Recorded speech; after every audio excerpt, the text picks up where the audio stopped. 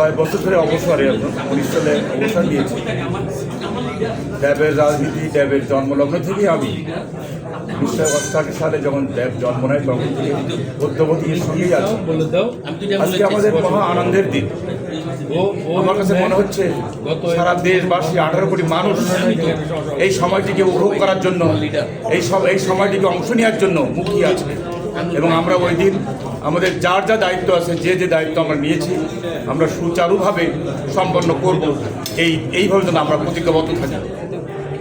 আমার একটু আশঙ্কা হচ্ছে, আমি শঙ্কিত কিছুটা বর্তমান প্রেক্ষাপট নিয়ে। আজকেও আপনারা অনেকেই জানেন, খুলনাতে এনসিপির একটা জায়গায় গুলি করে হত্যা করা হয়েছে। এটুকু শুনলাম, তার তো মরে গেছে। যাই হোক, আমি জানি না যে মারা বেঁচে আছে কিনা।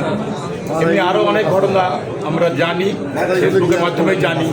অলরেডি বলা হচ্ছে যে 80 জন ট্রেন কিলার বাংলাদেশে ঢুকে গেছে অলরেডি, এরকম একটা তথ্য বাজারে আছে। এবারে আমাদের সবাইকে সজাগ থাকতে হবে, সচেতন থাকতে হবে, ঐক্যবদ্ধ থাকতে হবে। আগামী 25শে ডিসেম্বরের যে মহাপরিকল্পনা, সেটাকে ভেসে দেওয়ার জন্য কেউ কোনো রকম পরিকল্পনা নিতে না পারে, সেদিকে আমাদের দৃষ্টি রাখতে হবে, যেন আমাদের এই মহা আয়োজনকে ব্যর্থ করে না দিতে পারে, সেদিকে আমাদের সজাগ থাকতে হবে। আমরা চিকিৎসকের সহযোগী হিসাবে যেখানে যে দায়িত্বপ্রাপ্ত হব, তা যেন আমরা সুচারুভাবে পালন করি। ধন্যবাদ সবাইকে।